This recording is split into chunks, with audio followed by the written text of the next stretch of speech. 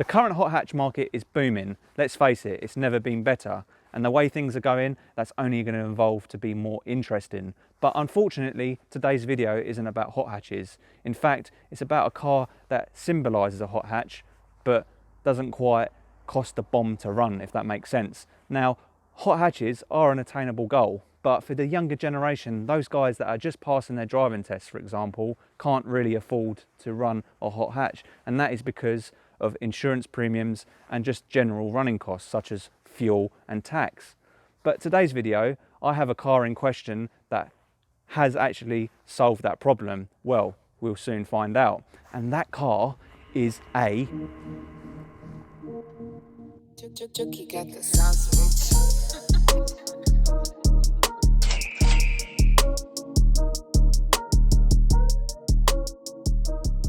Fiesta ST Line. Yes, you heard me correctly. Not the ST, the ST Line. But when you look at the car, apart from the wheels, you'd think, hold on a minute, isn't that an ST? No, it's not. And it's a shame really, because ironically, this was made before the ST was launched. So why Ford didn't think to not make the ST look exactly like the ST Line, it's beggars belief. But to help avoid confusion, Ford have sprinkled ST Line badges all around the car, just to help us out.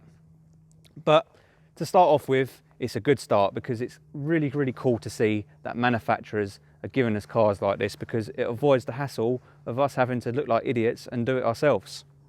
It's there already for us. What's not to like? Now, before you interrupt and say, Chris, you're wrong. Yes, I know this new Fiesta costs a lot of wonga. And this one, in fact, spec'd up, well, it's not actually fully spec'd up, is at almost £21,000. Yes, let's let good old-fashioned inflation kick us right in the teeth. But you can't complain because the interior and the exterior are not exactly poundland quality. You can tell Ford have put a lot of detail into redesigning the whole car. And yes, it's a breath of fresh air if you ask me. In comparison to the last generation, it was screaming for a complete new overhaul. But don't get bogged down into the cost of the car, because nowadays we have the financial deals that are so competitive, you just wouldn't buy a car cash anymore like you used to. So we're actually going to more concentrate on, is it feasible for a 17 to 18-year-old to buy and enjoy? And let's get started with the engine, a subjective topic, not only for myself, but I'm sure for many of you watching. And that is because this engine, Ford decided to change its configuration to 3 cylinders. Now, I stand here, that criticism has actually fortunately changed. Not only has it won numerous awards over the years, I've actually managed to get this car for a week to drive and experience the performance, and actually it's a cracking bit of kit. And that's for 2 reasons. A being, if you was a passenger and you was blindfolded for some weird reason, you wouldn't actually think that this is a small displacement engine. And B, if you think back to when the pre-facelift Zetec S was among us, it used a 1.6 naturally aspirated VCT engine, and in comparison, this thing makes it look pants. And that's all whilst lobbing off a cylinder and adding in a cup-sized turbo for good measure. But the figures don't seem too dissimilar to its NA form back in the previous generation. But it's not only power we're looking for, we also look at the torque levels, which are actually different. But before I go into that, this car actually has 3 different types of engine variant. Now, it's the same engine, but the power is tweaked. So you have 100 brake horsepower, 125 brake horsepower like what we have today, and a whopping 140 brake horsepower form. Yes, Ford have managed to get every single criteria spot on.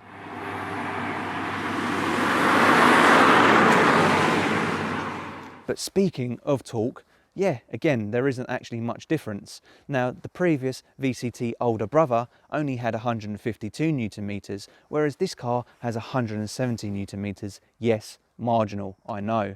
But you got to remember, guys, that this is now turbocharged, unlike its NA older brother. And that does make a world of difference. Actually, in all honesty, it makes it feel like it actually has more than the figures that Ford claim. Now, of course, you know the characteristics of an NA engine. You have to rev the nuts off it to get its full performance. Whereas this, all the torque is low down.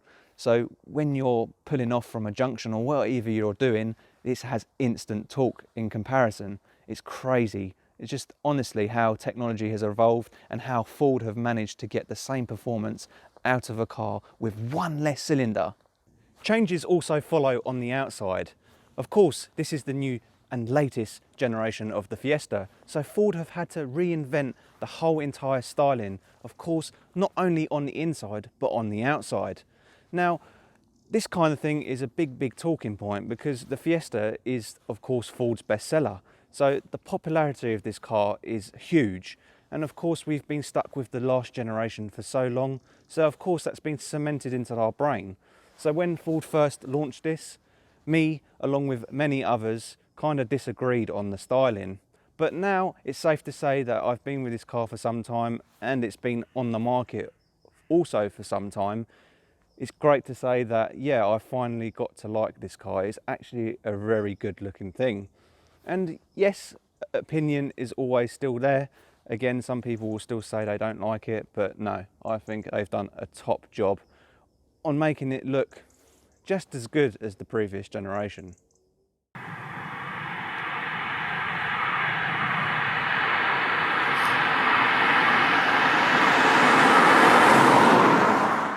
Seeing as we're on the move, it's time to talk about the ride comfort.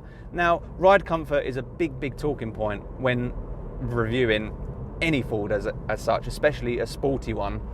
Now, I feel ride comfort is an individual preference. Some people will say, oh no, the ride is way too firm, it needs to be softer.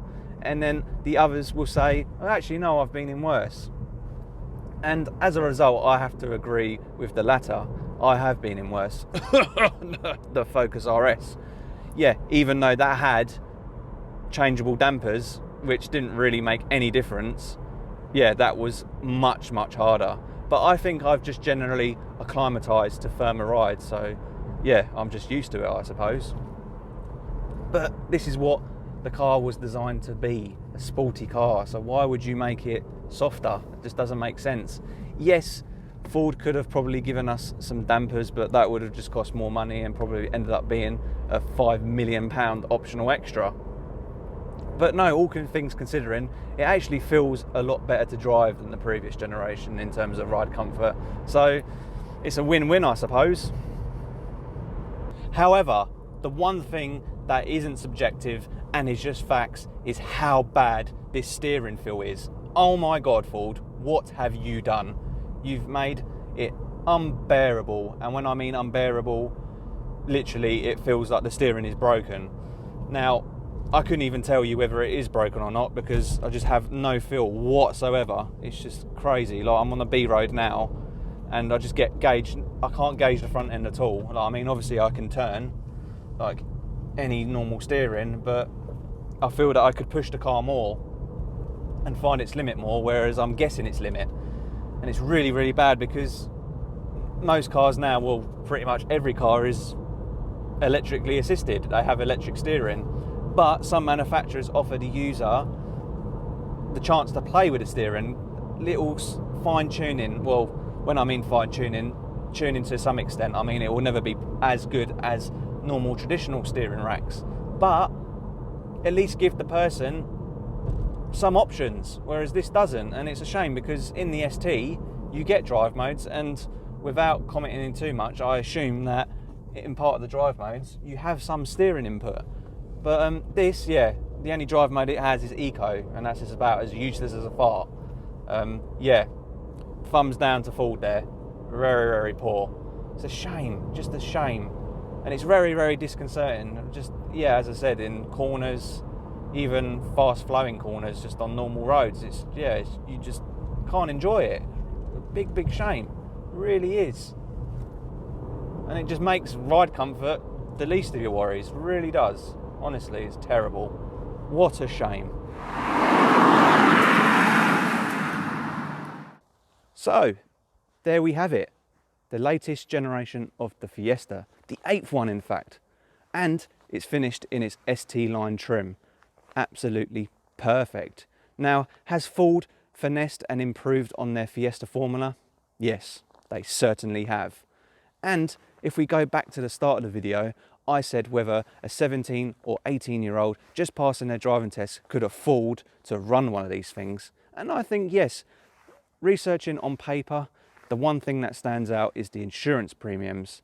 Now, this is rated on every single car made, of course, in the UK. And for this car, it's rated at Group 13. Now, if we want to compare that with its bigger brother, the hot hatch version, the ST, that's actually almost double. So just that alone, I think would help younger buyers insure this thing.